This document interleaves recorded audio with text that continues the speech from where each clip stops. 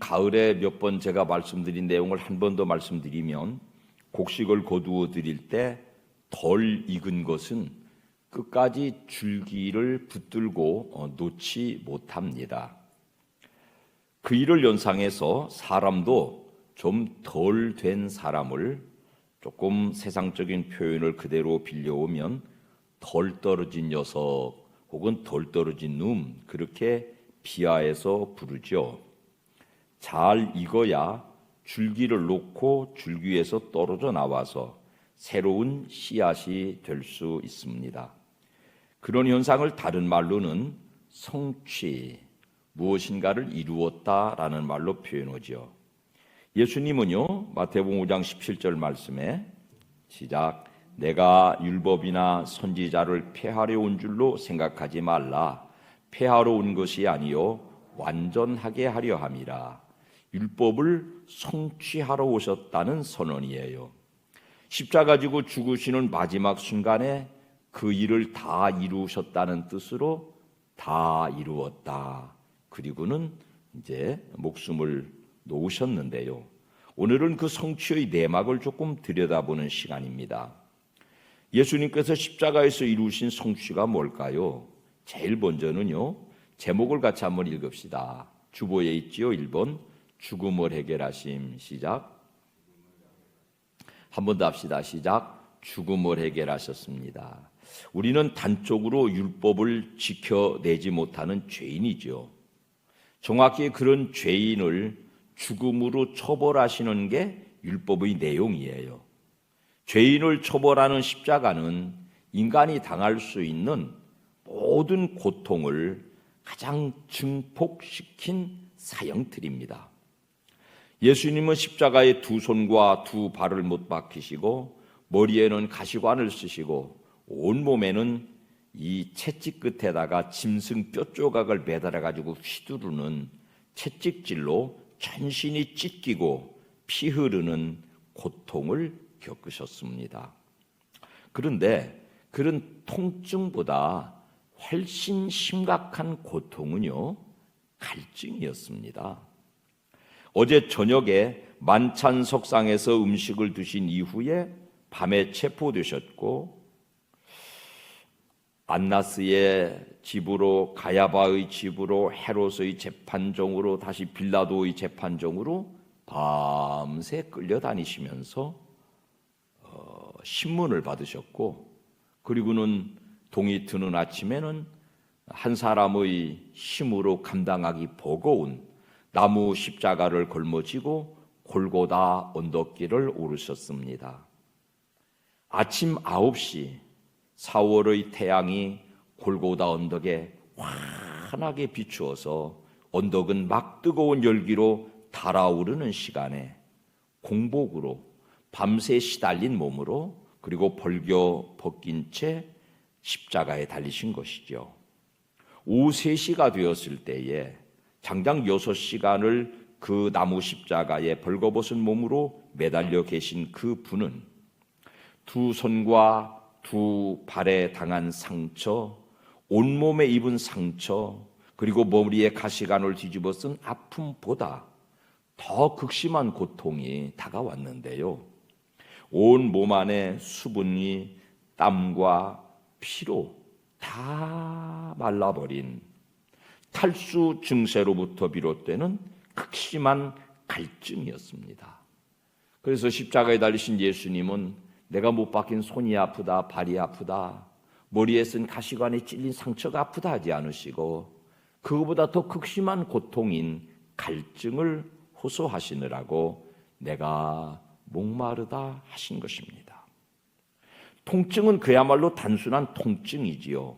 그러나 갈증은요, 죽음으로 이어지는 고통입니다.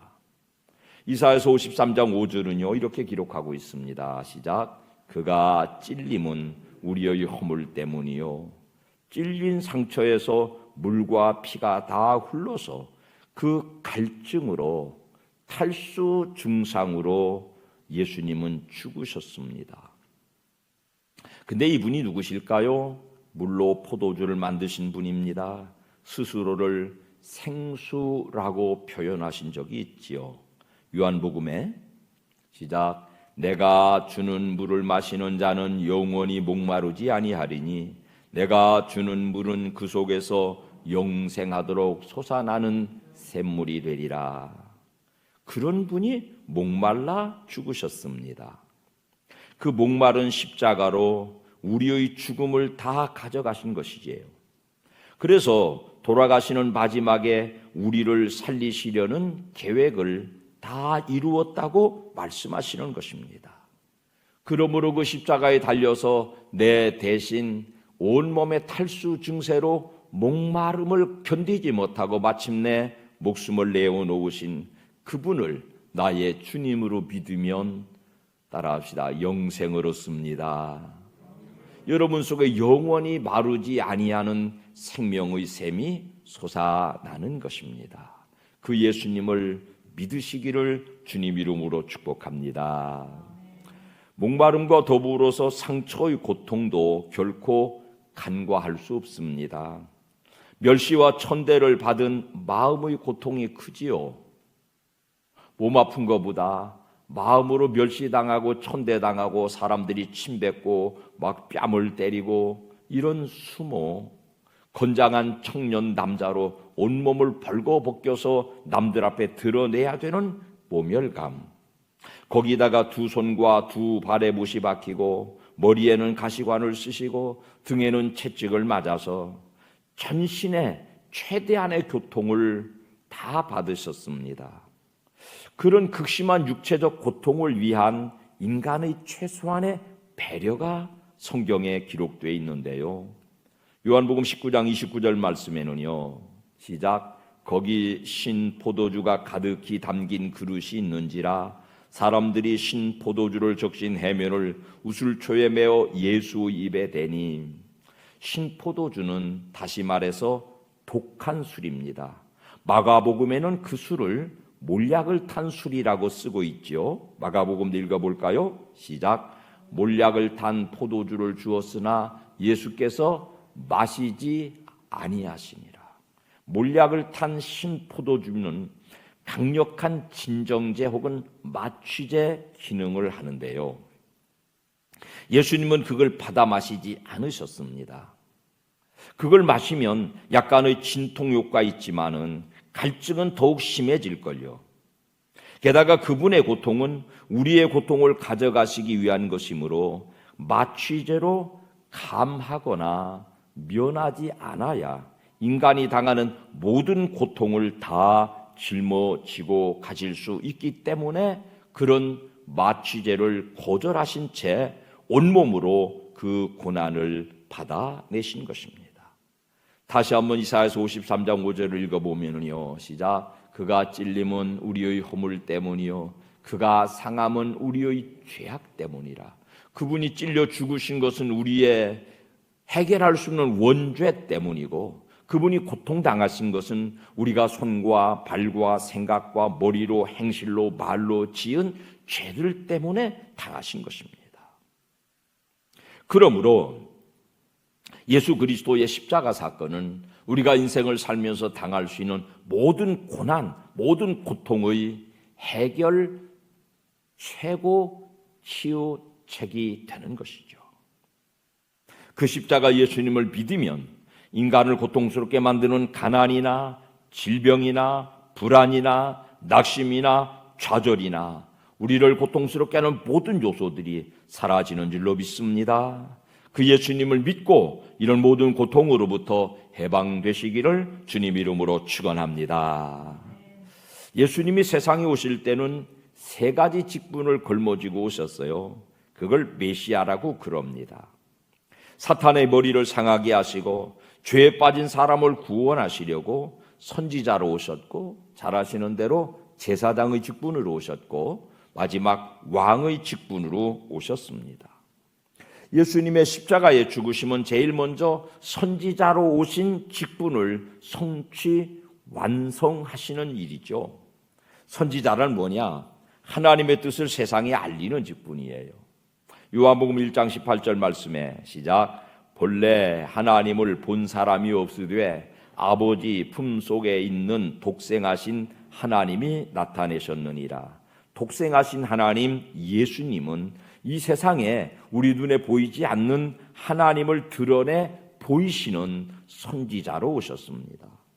그래서 요한복음 14장 9절을 이렇게 말씀해요. 시작. 나를 본 자는 아버지를 보았거늘 어찌하여 아버지를 보이라 하느냐. 예수님 만난 사람은 바로 하나님 만난 사람입니다.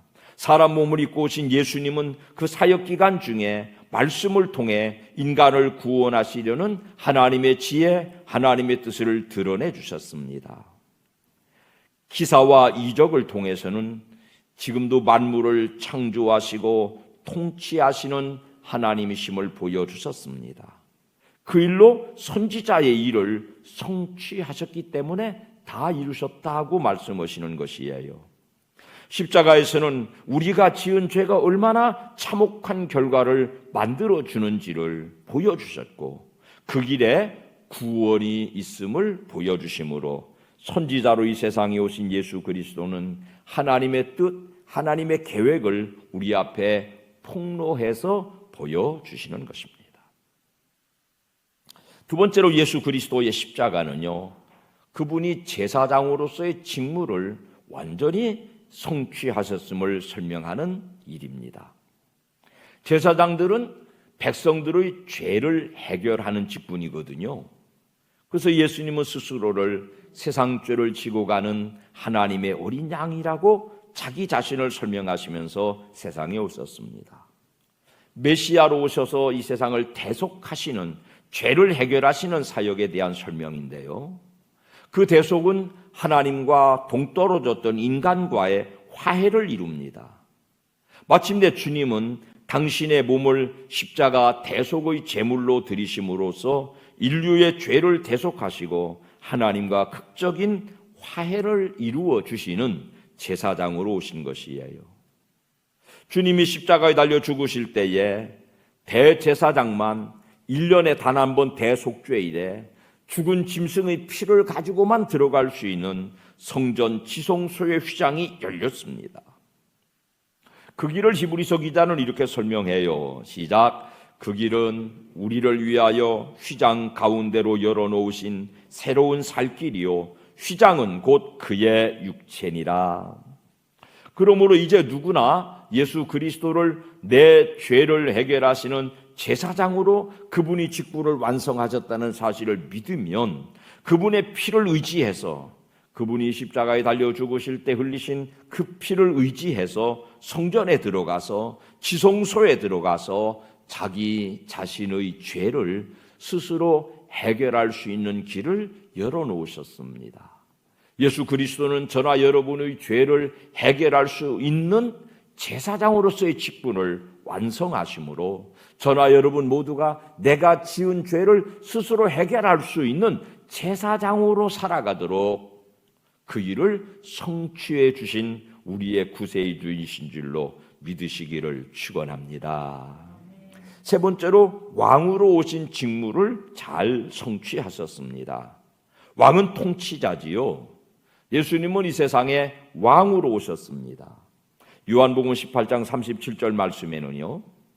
시작. 빌라도가 이르되 그러면 네가 왕이 아니냐? 예수께서 대답하시되 네 말과 같이 내가 왕이니라.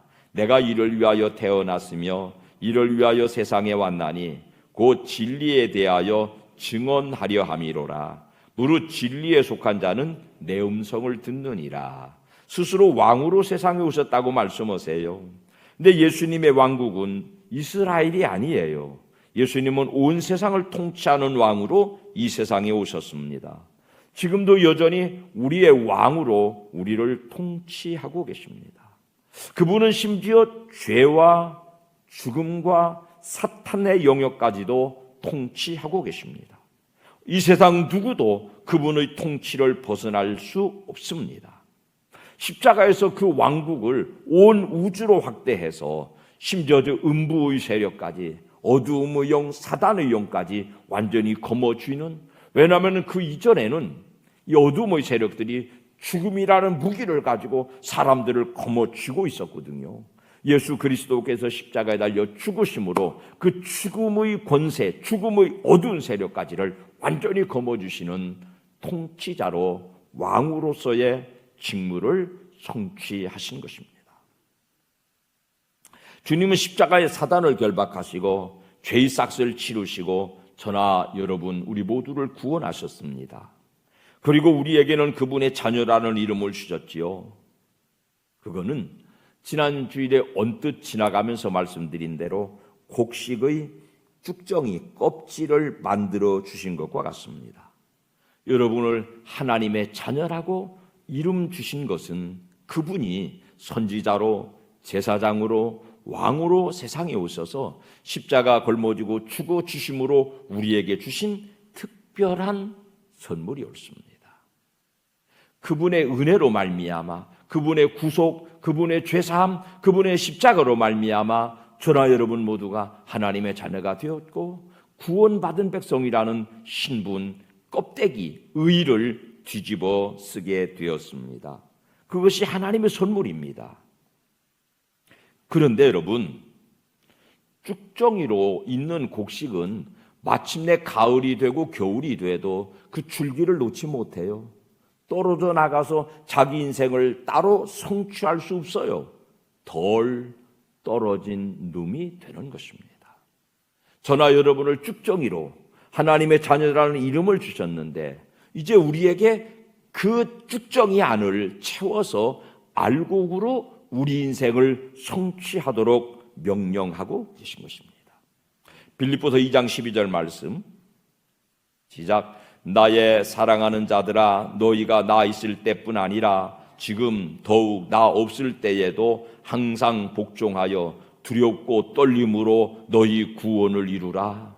우리에게 구원의 의를 덧입히신 아버지의 자녀로 내실을 채워서 구원을 알곡으로 이루어 가라는 것입니다.